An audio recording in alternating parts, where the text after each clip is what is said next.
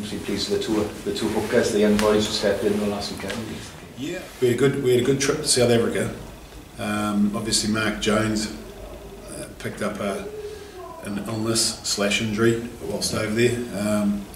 So at the last minute, we made a decision not to risk him, and the young fellas played very well. I thought Dev Hughes took his opportunity with both hands and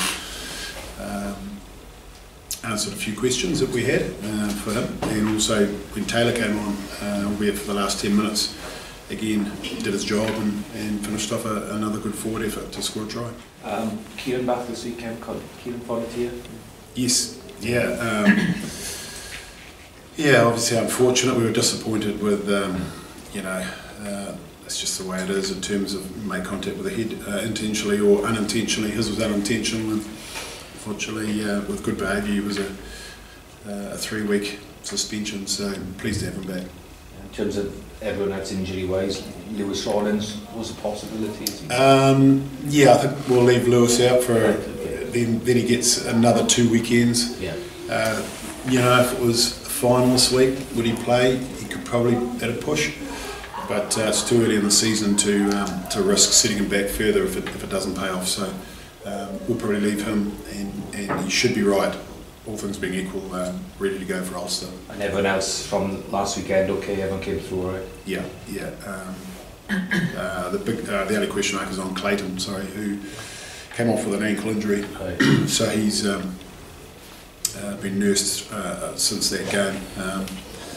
But he's getting treatment today and should hopefully take part tomorrow. We're training today and tomorrow.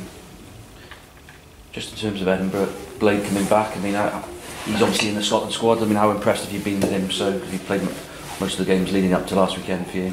Yes, it wasn't our plan. Obviously, injuries to Aaron Shingler, James Davies, and with Will Boyd and Josh McLeod as well being late starters to the season, he was forced straight into action.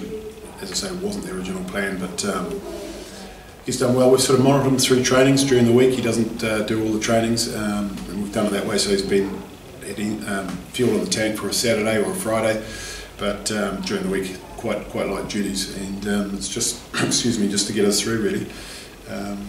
So I think the timing of him having a little bit of a break after the work they've done in the Scotland camp probably paid dividends. We got the result, plus he got a little mini break, if you like. Do you think he'll take to international rugby? Well, yes, I've no doubt he will. It depends which way teams want to play the game, but certainly his skill set suits the way we play the game. Will he stay up in Scotland, I'd imagine? He'll be here for training tomorrow. Yeah, after the Edinburgh game. Yes. Yeah, he'll be with Scotland. Yeah. Have you spoken to Gregor about him? Has he had a chat with Gregor Thomson? Yeah, we've had a chat. Gregor's very good. He always keeps us posted on what's happening with our players. John Barclay in the past, and now Blade. By all accounts, they've got some injuries to those forwards, so who knows? He may be pressed straight into action. When you signed him, did you think he'd be an international player? Yes. Yeah. So you envisaged that Scotland League and all that? I felt that he was good enough to play international rugby, and obviously Gregor has seen him play here now and feels the same way. Edinburgh, what are you expecting from them? Yeah, a bit of a backlash, I would think. Richard Cockrell won't be happy, I wouldn't have thought, with his team's performance. Certainly, at one stage of 13-0 up, missed a shot at goal to go 16-0 up, and then to be beaten by that scoreline, I would imagine, won't be happy. So we'd expect a backlash like we got when we went to Leicester Tigers. So hopefully not the same scoreline, but certainly an improved performance, you'd imagine. So playing at home, they'll certainly, I think, be better than they were on the weekend. And they should test the two squads, with both squads having their internationals away.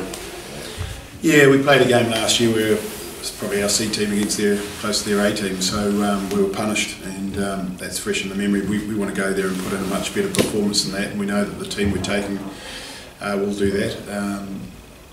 Will it be good enough on the night? Time will tell, but certainly it's a game that is a very, very important game for both sides. When you look at both sides were in the playoffs last year, top 3 in our pool, and we'll both want to be doing the same thing again this year, no doubt. So this game, I think there's about an 8-point buffer at the moment.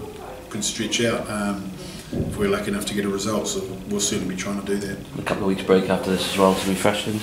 Yeah, I mean, we're sort of hanging in there. We've had our fair share of injuries this year, and credit to the medical team that worked tirelessly to get us a team on the field in the last sort of game or two, and it'll be if we can get through this game on Friday night and take some points out of that, we'll be pleased, and give them a little bit of a mini break. Yeah, and can I just ask, it's the first time we've spoken since Euro. I mean, obviously disappointed with the 2 losses. I remember asking you this last year, are you out of Euro? It's a tougher pool, so we're going to have to play exceptionally well. I think the equation is simple. We need to win both these next 2 games against Ulster. We drop one of those, we'll be gone.